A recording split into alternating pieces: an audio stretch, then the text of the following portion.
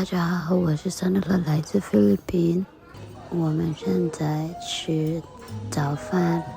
As you can see, we already arrived in the meeting place. This is where we're going to meet our tour guide.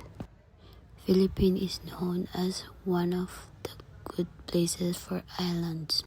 And then I meet this kid who is only 8 years old but already hustling, trying to provide money for his family. So this is our tour guide for today. He is explaining the activities we're going to do today.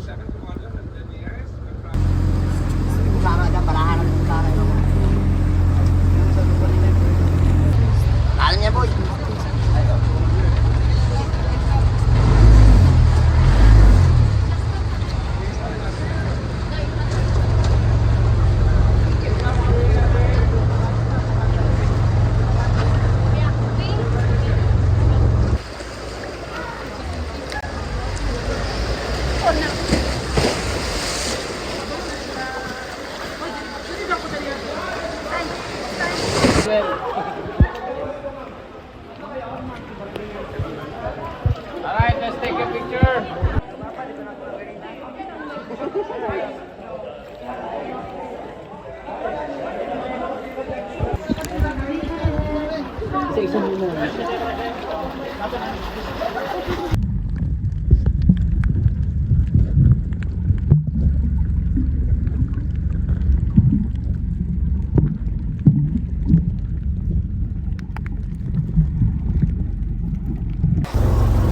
Going to do some kayaking.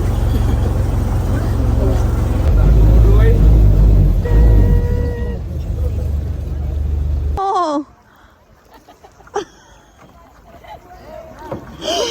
Feeling ka na marunong talaga.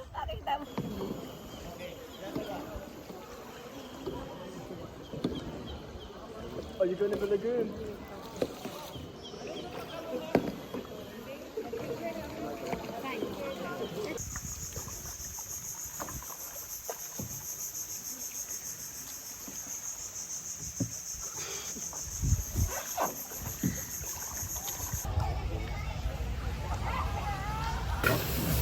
Oh, we have one small one.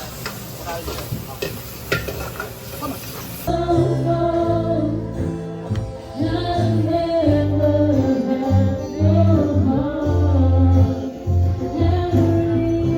Sinigan na lang ano. This This one is a...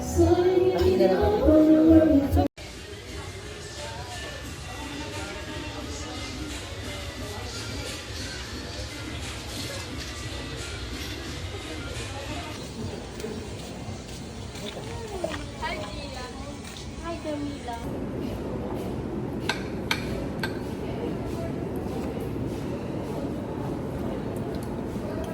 Bakit may siguro? Sarap.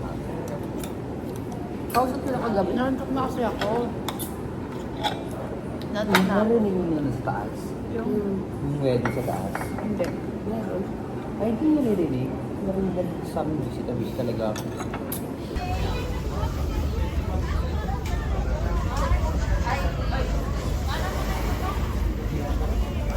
Sino saya na pa? Paano?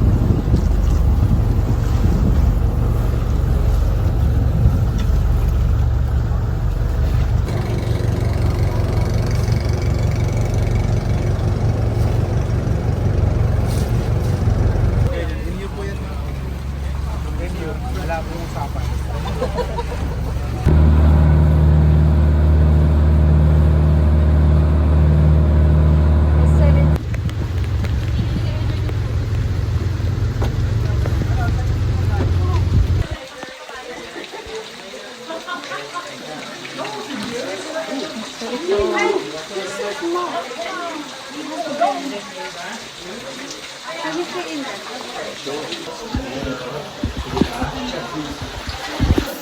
Oliver, careful.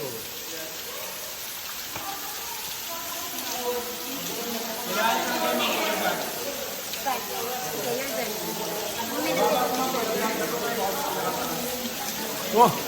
Kaya ba? Baby, sino ka makarali? Oli!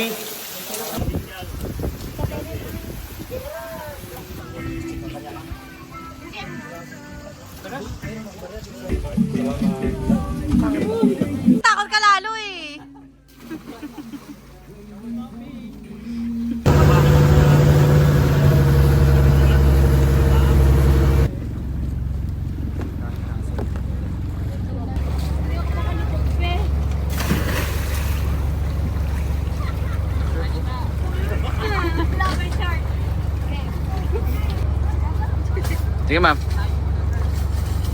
Kaya? Wala na ulo. Dito ba ka? Punta pa lang kami sa Island.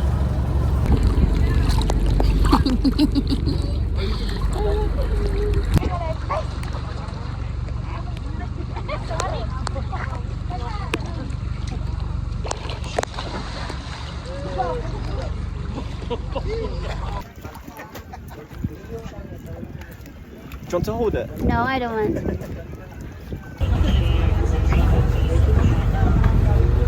Nag-video-video na ako.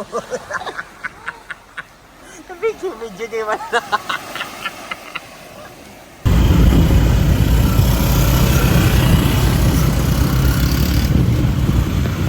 So that's it for today's video, and it's been a really long day, and tomorrow we're going back to Manila, and then after that we're going to Boracay.